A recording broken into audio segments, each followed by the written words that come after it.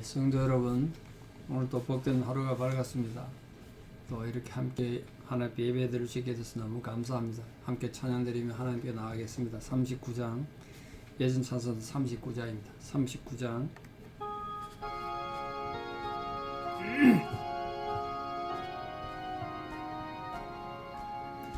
주 은혜를 받으려 모인 성도들, 주 크신 뜻 깨닫게 하옵소서.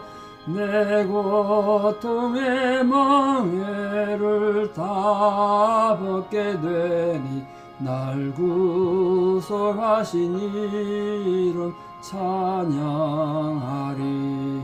주 우리를 곁에서 인도하시니 그 거룩한 나라가 이루어지네. 저 마귀와 싸워서 널 승리하니 큰 영광 주께 돌려 찬양하리.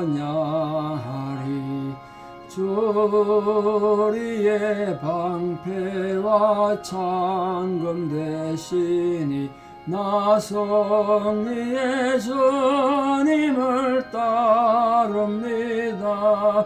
큰 환난을 당할 때 널 도우시니 성전과 높이 불러 찬양하리.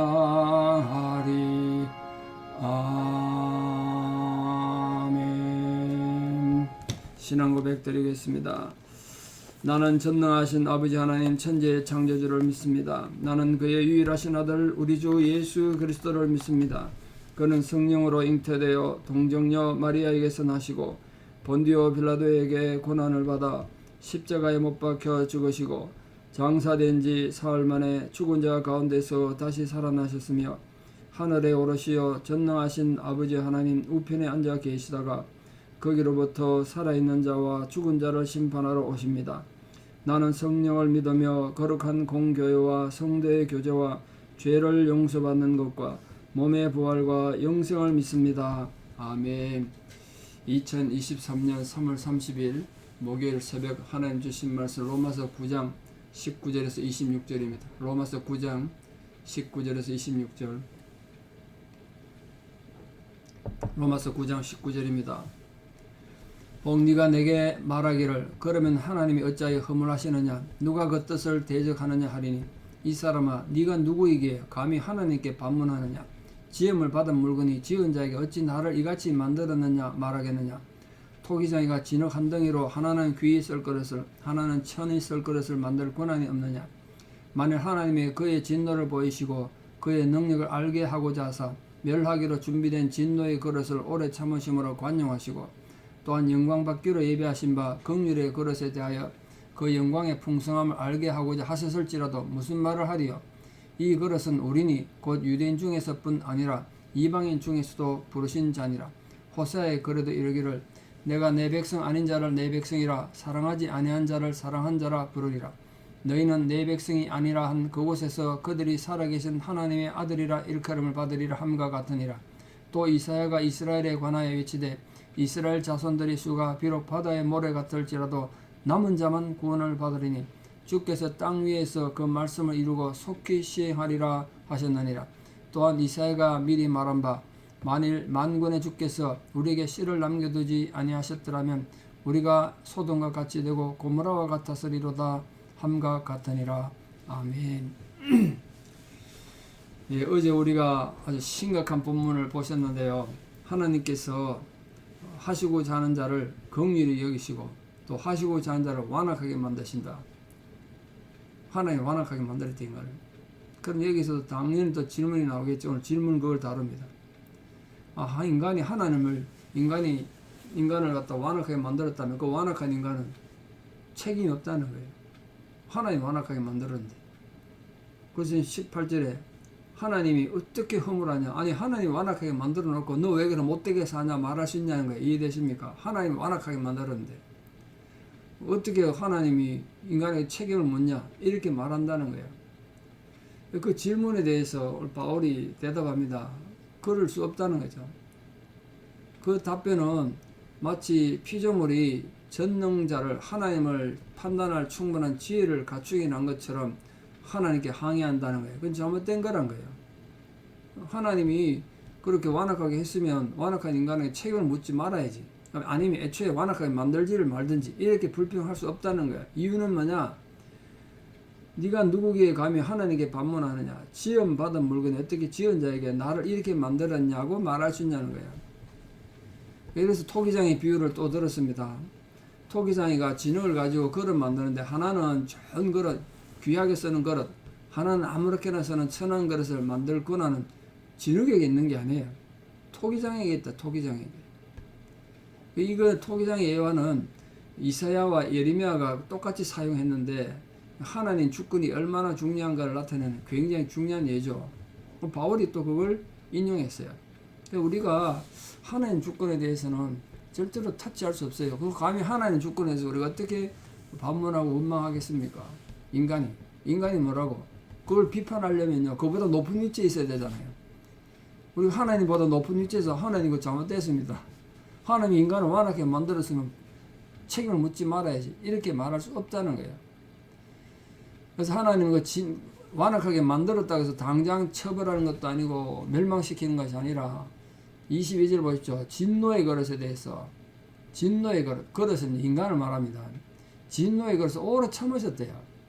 그냥 말하지 않으셨대. 오래 참으셨대. 회개할 기회도 주고 오래 참으시는 관용을 베푼 목적이 뭐냐?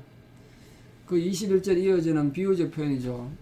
토기장이 비유에서 연결되는 건데 앞에서 봤던 우리 바로왕 기억나십니까? 어제 말했던 파라오가 하나님 앞에 하나님이 기회를 주셨지 않습니까?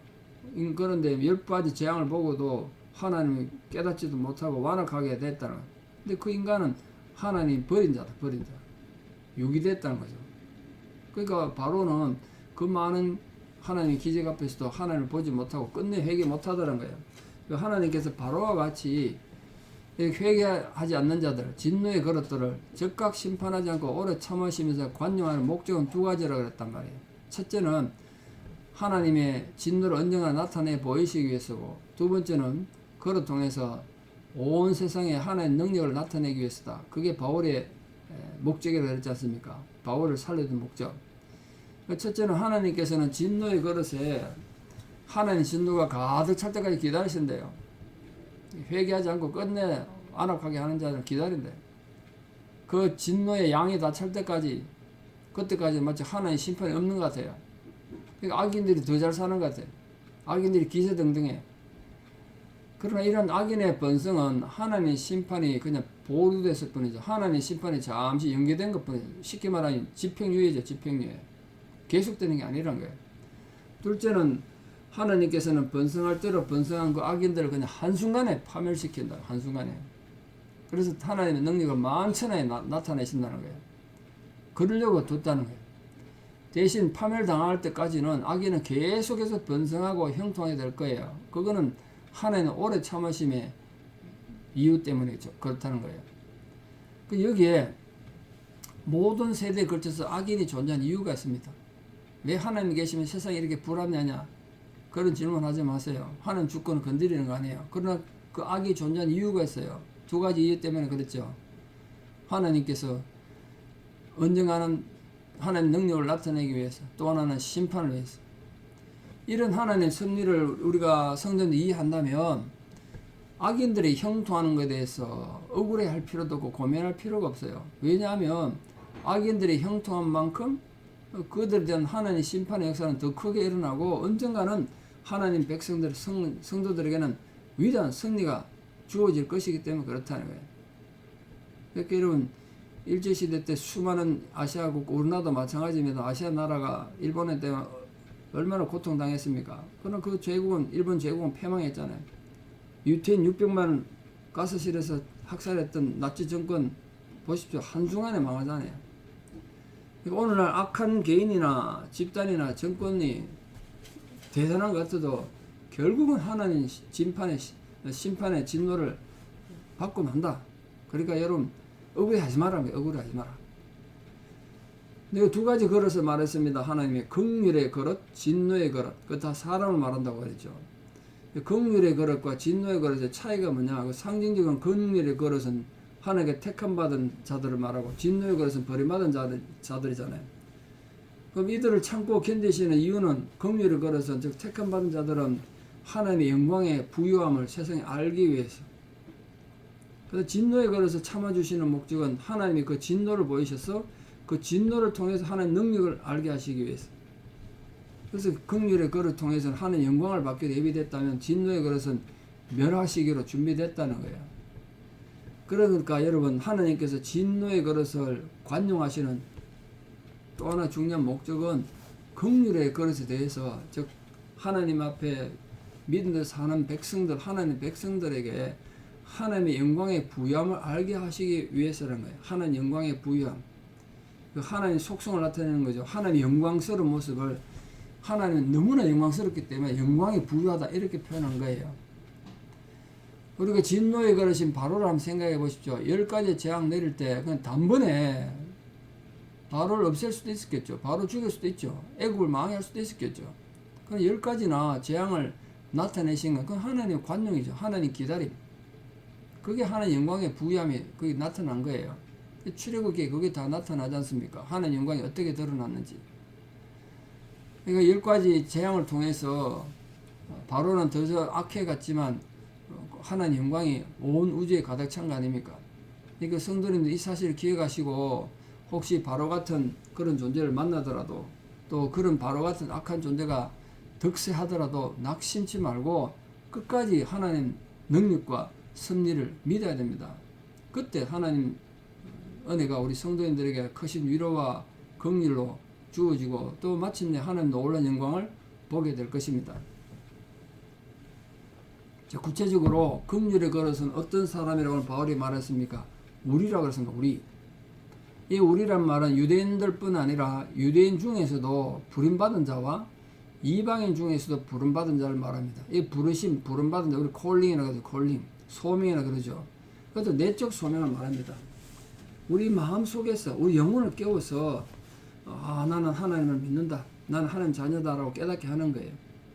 이 하나님의 선민이라고 자처하는 유대인 중에도 부르심을 받은 자들만 참 구원받는 참 이스라엘이란 거예요. 아무나 아니란 거예요.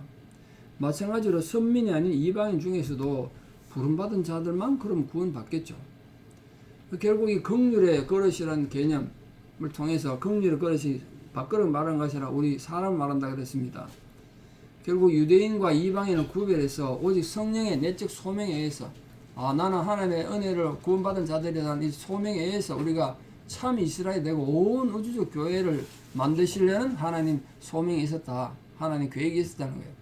그럼 나는 정말 하나님의 부름받은 내적 소명을 가진 존재인가? 그걸 어떻게 알 수 있냐? 어떻게 알 수 있냐? 내적 소명의 증거는 뭐 여러 가지 얘기했습니다만, 하나님께 나를 부르셨다 확신도 있고 하겠는데, 가장 중요한 건 예수 그리스도에 대한 신앙 고백이에요. 내가 예수님에 대한 신앙 고백이 되어진다면, 여러분 누가 뭐라 해도 나는 하나님의 은혜를 받은 자고 성령을 받은 자예요. 왜? 누구라도 성령이 하지 않으면 예수를 주라고 고백할 수 없기 때문에 그래요. 여러분 예수님 믿으십니까? 그럼 여러분 내적 소명을 가진 자들입니다. 하나님의 사랑을 입은 자들이에요. 절대 잊지 마십시오. 그리고 진실한 신앙 고백이 있는 한 모든 성도들은 하나님의 긍휼을 받는 하나님의 긍휼의 그릇이다. 그걸 깨달으시고 늘 구원의 확신 가운데 사시는 성도들 되기를 바랍니다. 자, 마지막 결론으로 이 하나님의 주권과 긍휼을 설명하시기 위해서 하나님이 호세아서 성경을 인용했습니다. 호세아 말했다고 되어 있지 않습니까? 호세아의 글에도 말하기를 두 가지를 말씀하셨는데요.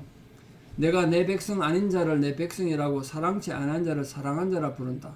또는 너희는 내 백성이 아니란 그곳에서 저희가 살아계신 하나님의 아들이라 부름을 얻었다.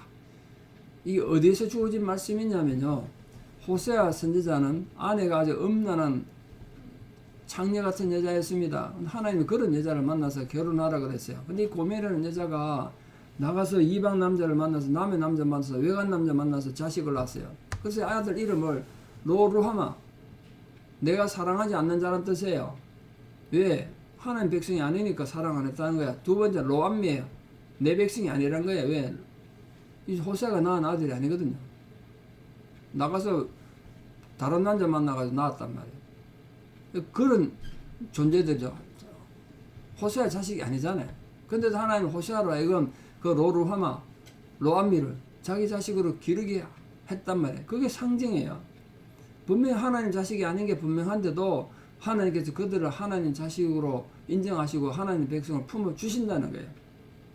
이게 이제 상징인데 1차적으로는 호세아 당시에 범죄에서 하나님의 징계를 받았던 이스라엘 백성들이 언젠간 다시 돌아오게 될 것이다. 그래서 하나님 자녀가 될 것이다. 지금 하나님 백성이 아니지만 이런 뜻도 되고, 궁극적으로는 실체적으로 하나님 백성이 아니었던 모든 이방인들이 이스라엘과 똑같은 자격으로 하나님 자녀가 되는 그런 날이 올 것이다. 그게 우리들 아닙니까? 그래서 우리 또한 하나님 백성이 원래 아니었는데 이렇게 하나님 백성이 됐어요. 그래서 오늘 우리에게 주어진 정말 명예로운 호칭이 세 가지가 있습니다. 우리는 하나님 백성입니다. 하나님 사랑하신 자들입니다. 더 중요한 건 하나님의 사랑하는 자녀예요. 이 세 가지 놀라운 칭호를 묵상함으로써 하나님의 놀라운 은총을 마음 깊이 사이고 살아가는 모든 성도들 되기를 바랍니다. 우리는 죄악으로 말미암아서 하나님과 완전히 관계가 단절됐던 자들인데 하나님 은혜 입을 만한 아무런 가치가 없었지 않습니까?